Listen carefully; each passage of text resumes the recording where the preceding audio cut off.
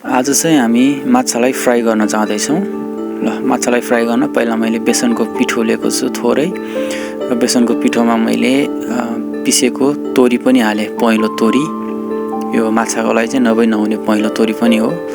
र त्यसमा मैले अब स्वाद अनुसारको नुन पनि हालेको छु। अब तपाईहरुलाई कति चाहिन्छ नुन त्यही अनुसार आफूले अड्कल गरेर हाल्नु होला।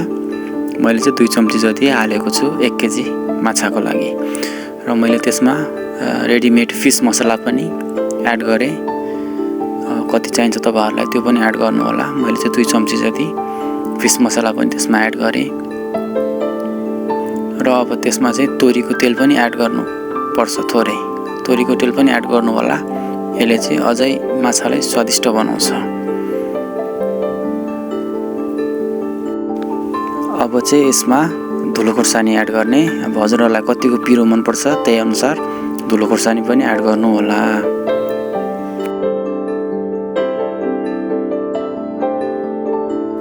अब पालो बेसारको, यो बेसार पनि आफूलाई ठिक्क हुने गरी हाल्ने।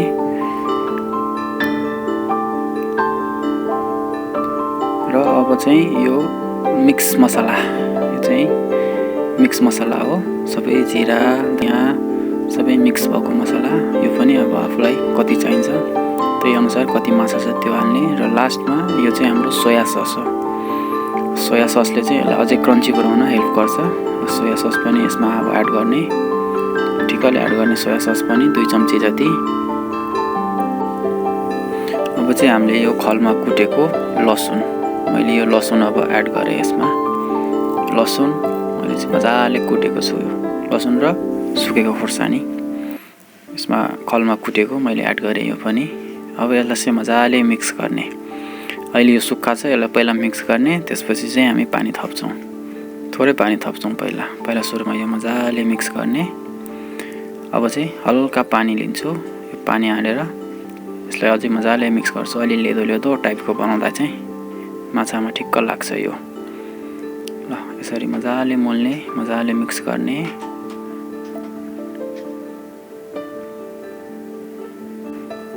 मिक्स गर्दै जाने र अझै बाक्लो भयो हल्का थोरै पानी हाल्ने। यो चाहिँ अझै मिक्स गर्ने। धेरै बाक्लो पनि हुनु हुँदैन, धेरै पातलो पनि हुँदैन, ठिक्कले यो चाहिँ माछामा टाँसिनी गरेर चाहिँ बनाउनु पर्छ। ल हेर्नुस् त, ल यतिको भएपछि चाहिँ अब हाम्रो माछा हाल्नलाई रेडी भयो। अब चाहिँ हामीले गरेर राखेको, वास गरेर राखेको माछालाई चाहिँ मजाले हाल्ने। ल सबै माछालाई एक एक गरेर सबैतिर लाग्ने गरेर ल यसरी मोल्ने। मैले चाहिँ यो एक एक गरेर हाल्दैछु, मजाले यो मिक्स गर्दैछु। ल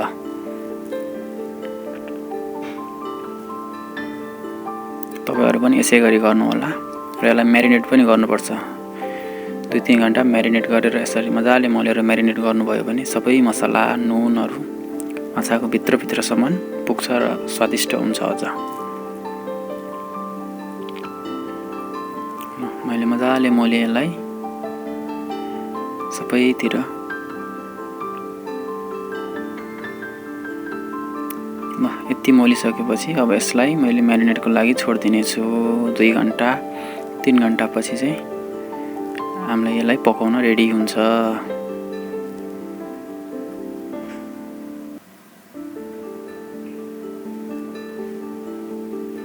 ल हेर्नुस् त कति राम्रोसँग भएको छ म्यारिनेट, मजाले लाग। ल अब 2 घण्टा पछि म यतिको भएछ यो म्यारिनेट भएर। अब चाहिँ मैले प्यान फ्राई गर्दैछु। अब यसलाई हामी फ्राई गर्न जाँदैछु। प्यानलाई चाहिँ तताउँदैछु। ल अब यसमा एड गर्ने, तेल एड गर्ने। अब मैले सनफ्लावर तेल लिएको छु। तेल हाल्न चाहिँ नडराउने, मजाले हाल्नुपर्छ तेल। लो किनकि यो फिस राम्रोसँग फ्राई हुनुपर्छ माछा। र तेल तातिसकेपछि अब चाहिँ म माछा हाल्न जाँदैछु। ल हेर्नु यतिको सुक्खा भएको छ, राम्रो भएको छ, यो म्यारिनेट राम्रोसँग भएको छ। मजाले एक एक गरेर हाल्ने। ल तेल मजाले तातिसकेपछि यसलाई हाई फ्लेममा गर्दाखेरि चाहिँ यो चाँडो क्रन्ची हुन्छ। ल मजाले हाल्यो। अब यहाँ कतिको अट्छ त्यतिको हाल्ने मजाले एकतिर।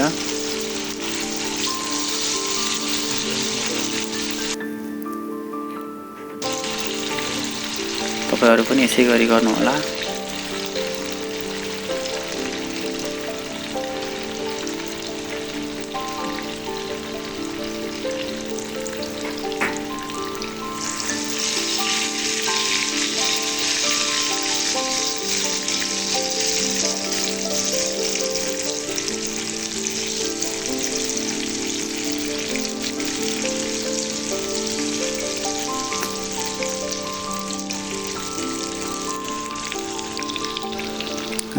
यसरी ग्यास चाहिँ हाई फ्लेममा गरेर पकाउँदा चाहिँ राम्रोसँग पाक्छ। पहिला एक साइड राम्रोसँग पकाउने र त्यसपछि मात्रै अर्को साइडमा फर्काउने। अब अर्को साइडतिर फर्काउन जाँदैछु म। एक साइड राम्रोसँग रातो हुने गरी पाकिसकेको छ र सबै म अब एक एक गरी फर्काउँछु अर्को साइड पनि अब 5 मिनेट त्यसै गरी पकाउने छौँ र यो खानको लागि रेडी हुन्छ।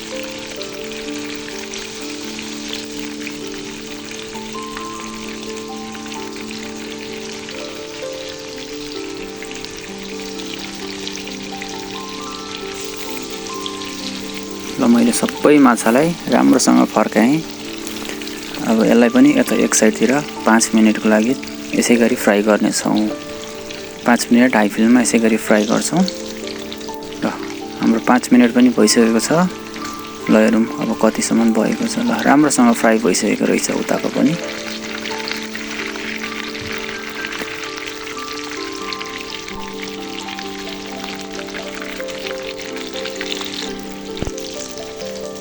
ल एउटा फर्काएर हेरौँ कस्तो राम्रोसँग रातो भएर पाकिसकेको छ। अब यसलाई चाहिँ तेल छान्ने र अब निकाल्ने। ल एक एक गर्दै अब चाहिँ सबै म बाहिर राख्छु निकालेर।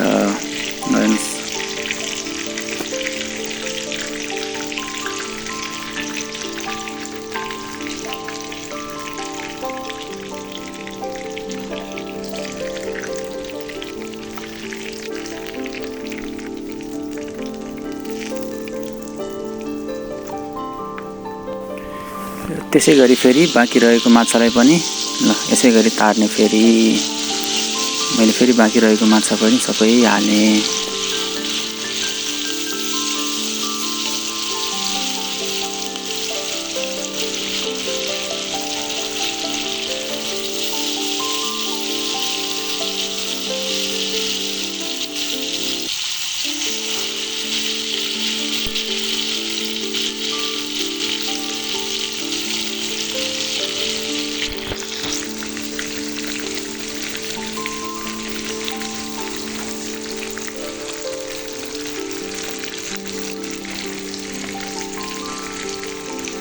ल यसको पनि एक साइड अब पाक्यो होला हेरौँ। एक साइड पाकिसकेको छ। ल राम्रोसँग पाकिसकेको छ रातो भएर।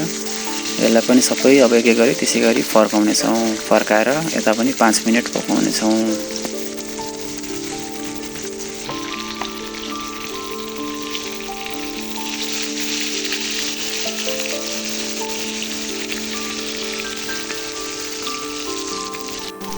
ल हेर्नुहोस् त 5 मिनेटपछि कति राम्रोसँग पाकेको छ। दुईतिरै रातो रातो भएर यो चाहिँ एकदमै क्रन्ची छ। एकदमै क्रन्ची छ। तपाईँको यो खाँदा पनि एकदम स्वादिष्ट एकदम क्रन्ची भएको छ यो।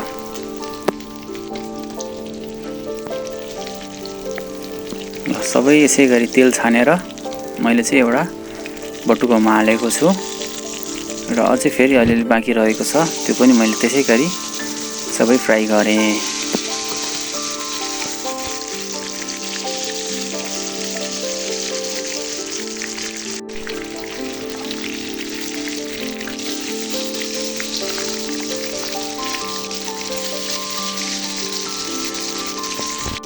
फाइनली हाम्रो सबै माछा चाहिँ तारेर खानलाई एकदम रेडी भएको छ। ल हेर्नुहोस् त कतिको भएको छ म तपाईँहरूलाई देखाउन चाहन्छु। ल यतिको राम्रोसँग फ्राई भएको छ। अब चाहिँ यो खानको लागि एकदम रेडी भयो।